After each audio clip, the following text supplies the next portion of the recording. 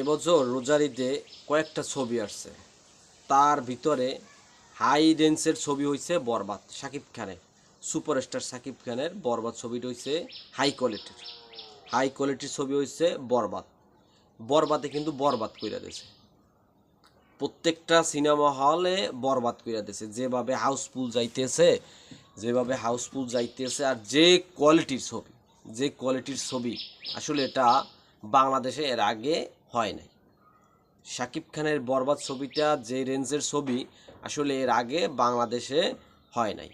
কারণ এই রিভিউ বাংলাদেশের মানুষ যারা বরবাদ ছবিটা দেখছে তারাই আসলে দেখে এসে বাইরে মিডিয়ার সামনে আসলে রিভিউ দিছে, আসলে কেমন হয়েছে, কিভাবে হয়েছে, কী রকমের মানে শাকিব খানের লুক বলেন, কোয়ালিটি বলেন, ভিডিও কোয়ালিটি বলেন, ভয়েস কোয়ালিটি বলেন, তারপরে যে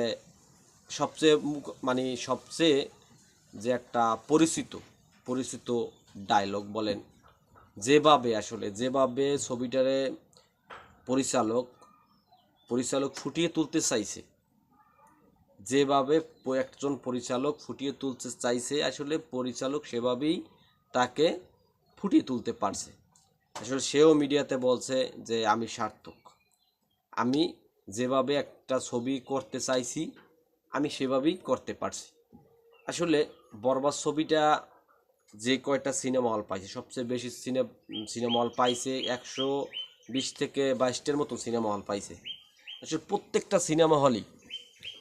সিনেমা হলই দেখার পর পাবলিকের যে একটা রিয়াকশন অসাধারণ ছিল, এক কথায় অসাধারণ ছিল। তার পাশাপাশি যেরকমের দেখেন, তার পাশাপাশি জঙ্গলি যে দেখে আসলে ইমোশনাল হয়। অসাধারণ একটা ছবি ছিল। তার দাগি ছিল, এনিমের কয়েকটা ছবি আসছে শাকিব খান বাদেও, দাগি, জঙ্গলি, সিয়ামের, আরফান নিশুর কয়েকটা ছবি আসছে, কিন্তু শাকিব খানের সুপারস্টার শাকিব খানের যে ছবিটা 120টা হলে যে রকমের মুক্তি পাইছে, কিন্তু আজকে যে 15-16 দিন চলতেছে অসাধারণ। এখনো প্রচুর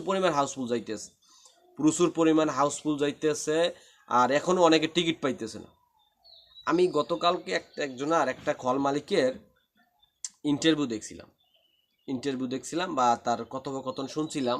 সে বলছে যে তার এর আগে শাকিব খানের যে তুফান মুভিটা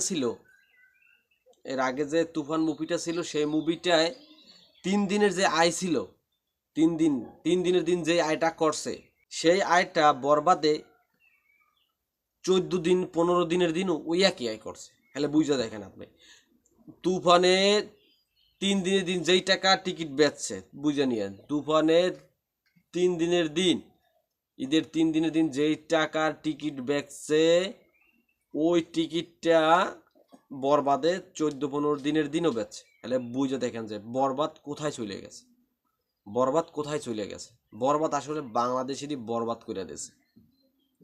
অসাধারণ একটা মুভি। আসলে যারা এখনো সিনেমা হলে যে দেখতে পারেন না, আশা করি আপনারা আপনাদের কাছের যে সিনেমা হল আছে,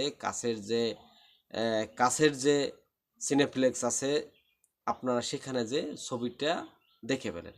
আশা করি মানে নিরাশ হবেন না। আপনারা নিরাশ হবেন না। শাকিব খানের ছবি বরবাদ। তারপরে দেখেন সামনের ঈদে আসতেছে, কোরবানির ঈদে আসতেছে তাণ্ডব। আসলে এটা নিয়ে পরে কথা বলবো। আশা করি শাকিব খান নাম্বার 1, যেই বলুক। আছে অনেকে সমালোচনা করে, অনেকে অনেক রকমের সমালোচনা করে, কিন্তু অন পিস শাকিব খান। বরবাদের জন্য শুভকামনা হলো, বরবাদ হিট করুক, 100 কোটির ক্লাবে পুষুক, আসলে এটাই চাওয়া। তার পাশাপাশি যারা আছে, জঙ্গলি কন, দাগি কন, চক্কর কন, এভরিথিং, বাংলাদেশের প্রত্যেকটা ছবি যদি ভালো চলে, বাংলাদেশের সিনেমা জগৎটা আসলে অনেক আগের জন্মের মতন চলে আসবে। আর বেশি কথা বাড়াবো না, ভালো থাকবেন, আল্লাহ হাফেজ।